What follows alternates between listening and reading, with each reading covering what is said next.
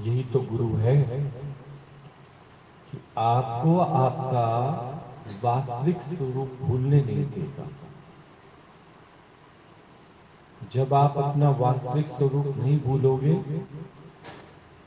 तो समझना किसी भी बात का आपको अभिमान नहीं आएगा।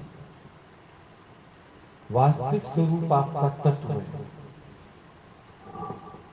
पर तत्व का ज्ञान ना होने पर आप अपने को जो देह मानते हो वही आपको बाहर दिखता है। आपने सुना होगा कि मेरी ही परछाई सब जगह है। तो मेरी ही परछाई का मतलब है आत्मा का ही रिफ्लेक्शन सर्वत्र और सर्वव्यापी, जो तुमको अज्ञान के कारण गोरा, काला, दुबला, पतला, लंबा, ऊंचा, जो कई तरह के आकार तुमको दिखते हैं, तो प्रश्न तो आता हो कि ये डिफरेंट डिफरेंट जो दिखाई देता है, मैं इसको चलो परछाई मान भी लूं। अगर ये परमात्मा की परछाई है, मैं मान भी लूं इसको, तो अलग अलग क्यों है फिर? अगर परमात्मा की परछाई है तो एक ही होनी चाहिए। तो ये बात तब तक समझ में नहीं आती जब तक तुम अपने को अपने वास्तविक स्वरूप पर नहीं जान लो। यदि मैं देह हूं तो ये बात मुझे कभी समझ में नहीं आई। अभिमान हो गया ना। इसलिए गुरु यहां पर कहता है दे अभिमान को तज। दे अभिमान ही तुम्हारा सबसे बड़ा ज्ञान है, और अपने को दे नहीं जाना सबसे बड़ा तुम्हारा गुरु है। गुरु कोई नहीं कि तुमने नाम रख दिया दादा भगवान, गीता भगवान, प्रमिला भगवान। गुरु है जो तेरे को गुरु का बताया हुआ ज्ञान याद है, वो गुरु है। गुरु कोई शरीर नहीं है, क्योंकि हम अभी तक तो दादा भगवान, गीता भगवान, प्रमिला भगवान को भी शरीर करके देख के उनको मत्था टेक रहे हैं, हाथ जोड़ रहे हैं। पर वो सिमरन है मेरा, वो मेरी याद है, मेरा आदर्श, जो मुझे भूलने नहीं देता। दुनिया के पास लिखा हुआ ज्ञान होता है, किताबी ज्ञान होता है, पर हमारे पास जीता जागता आदर्श है, ज्ञान है। जो जीता जागता होता है वो कभी भूलता नहीं। तो गुरु वही है तुम्हारा जो तुम्हारे सामने आदर्श रूप है, और वो तुम्हें रोज इस बात को पक्का कराता है कि मैं ये देह नहीं हूं। क्या हूं मैं? आत्मा। मेरे अलावा और कुछ भी नहीं, दूसरा कोई नहीं है। पर ये पक्का इसलिए नहीं हो पाता, विभिन्नता के कारण। अलग अलग दिखाई देता है, स्त्री, पुरुष, बच्चा, नर, नारी, जवान, बुढ़ा, कई सारे दिखते नहीं। तो ये प्रश्न हम गुरु से करते हैं कि अगर परमात्मा की ही परछाई है सब, फिर एक जैसी क्यों नहीं है? अलग अलग क्यों है?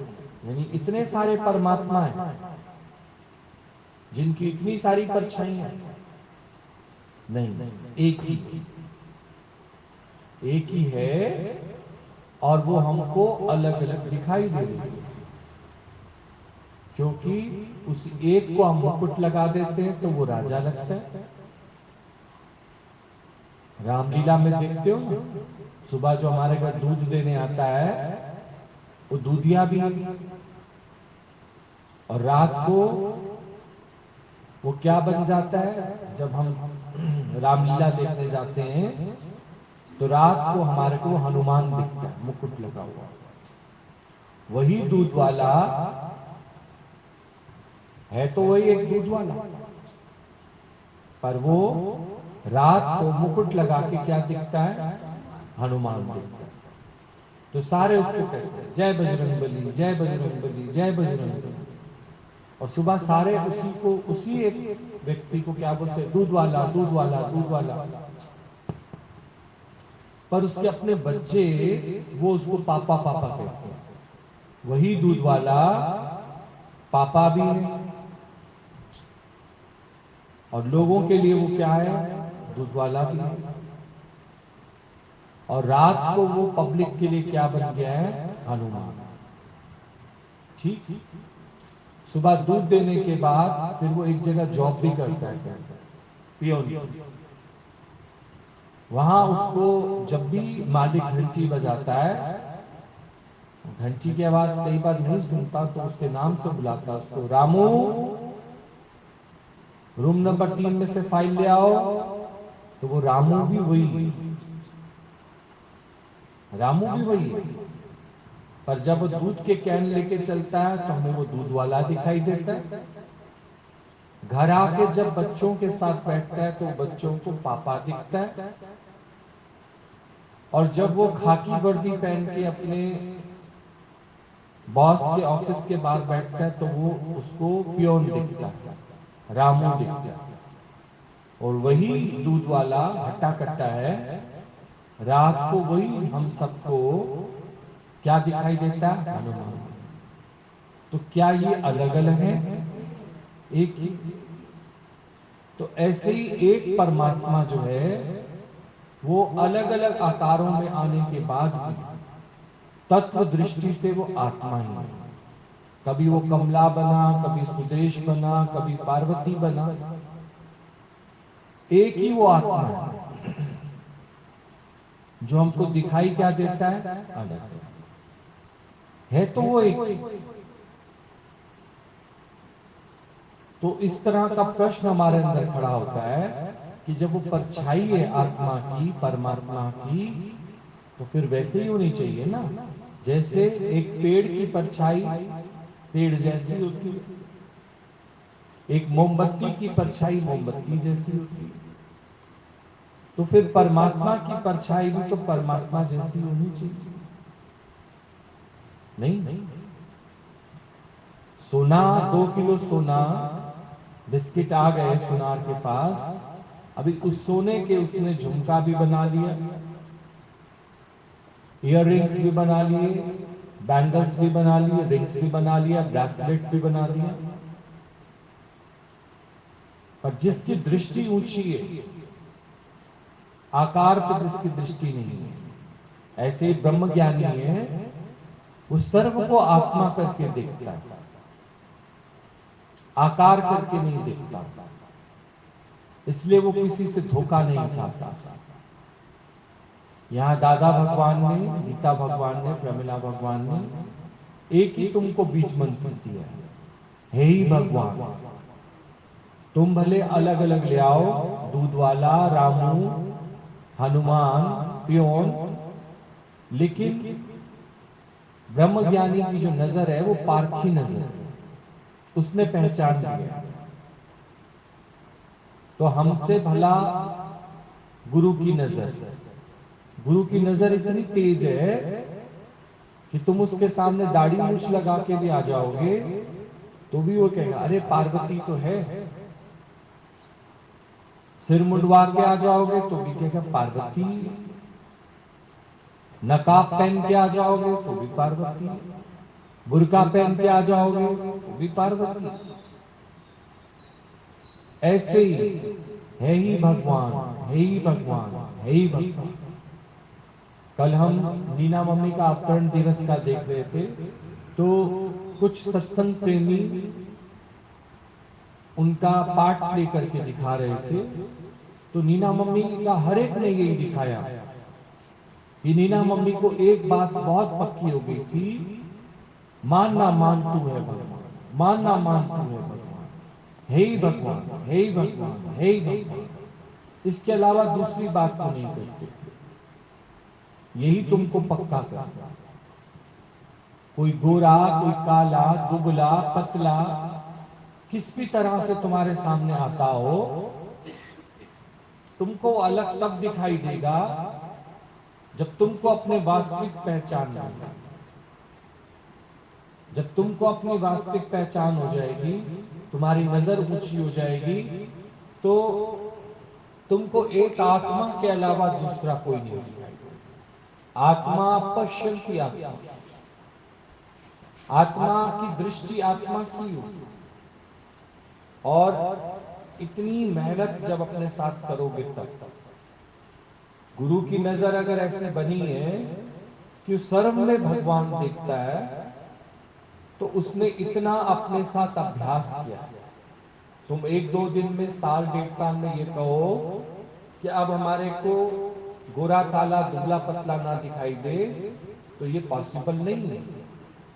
क्योंकि हम तुमसे पूछते हैं, बाहर तुम्हें दिखाई देता नहीं दिखाई देता मुझे नहीं पता, पर तुम्हें अपने में भगवान दिखाई देता है।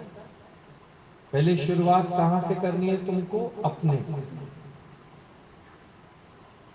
पहले शुरुआत अपने से करो कि इस शरीर को कौन चलाता है, यानी ये भगवान की परछाई है।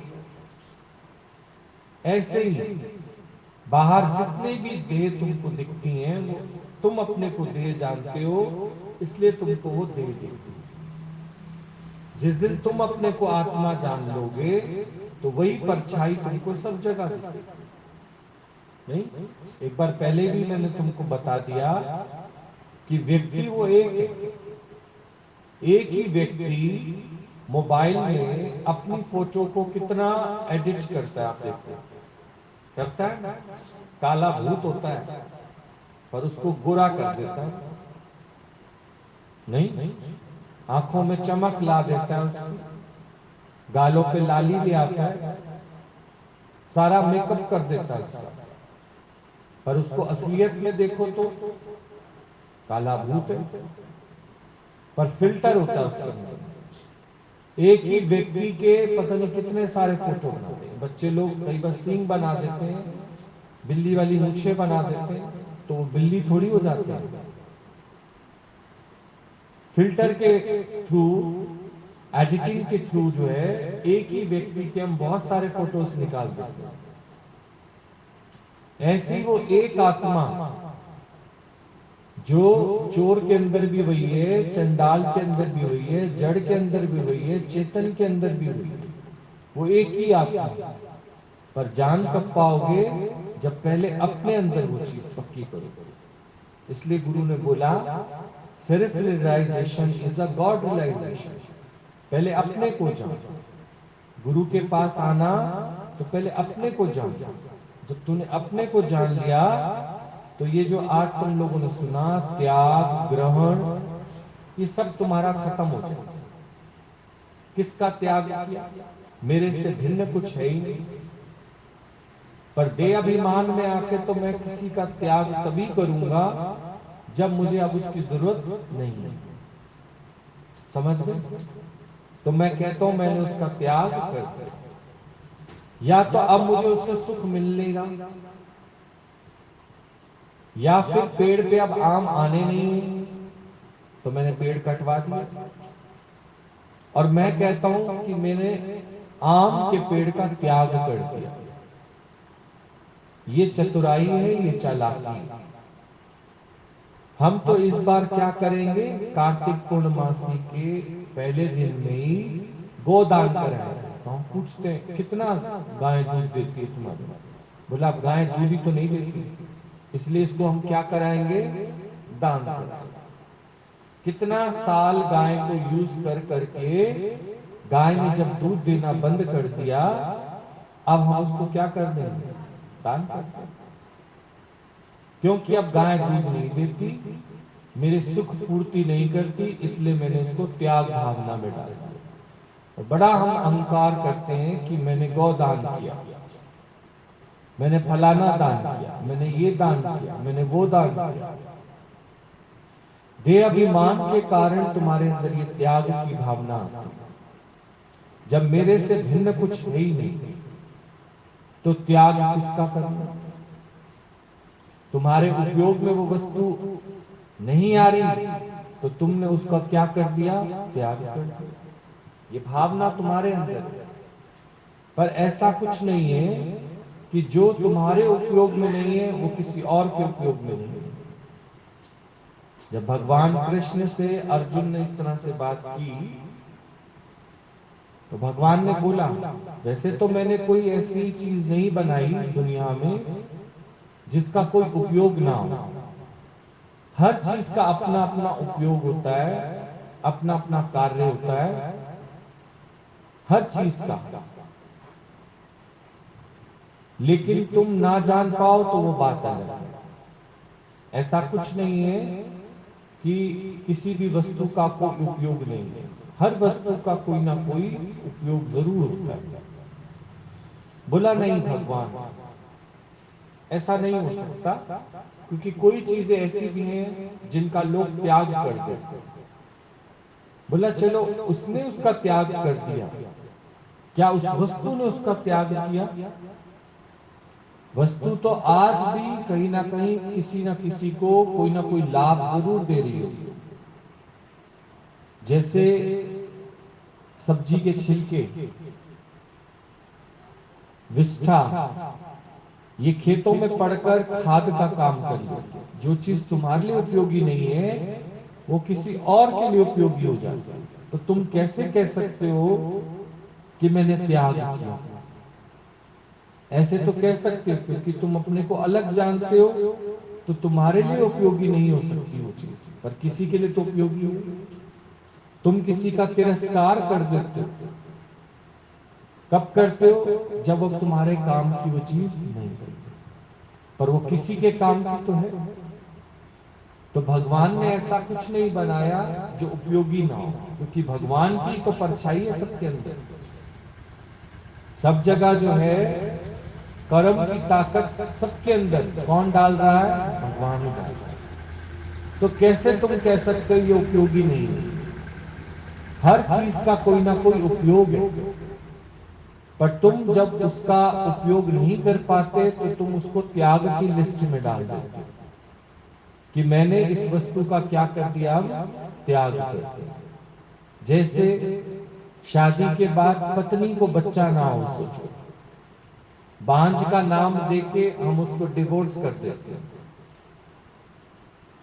पर अब किसी काम की नहीं है। सिर्फ एक बच्चा नहीं पैदा कर सकती, बाकी अब किसी काम की नहीं है। बहुत अच्छा भजन गा सकती है, ये ज्ञान लेकर लोगों का दुख दूर कर सकती है। भगवान ने उसको शायद इसलिए बनाया, पर तुम उससे सुख लेने का जो साधन देख रहे हो, तुमको सुख नहीं मिल पा रहा, इसलिए वो तुम्हारे उपयोग में नहीं है। तो तुम कहते हो मैंने इसका परित्याग कर दिया। पर ऐसा तो नहीं कि एक सिर्फ वो बच्चा बनाने की फैक्ट्री है, उसके और भी तो यूजेस है। सोच के देखो, नहीं?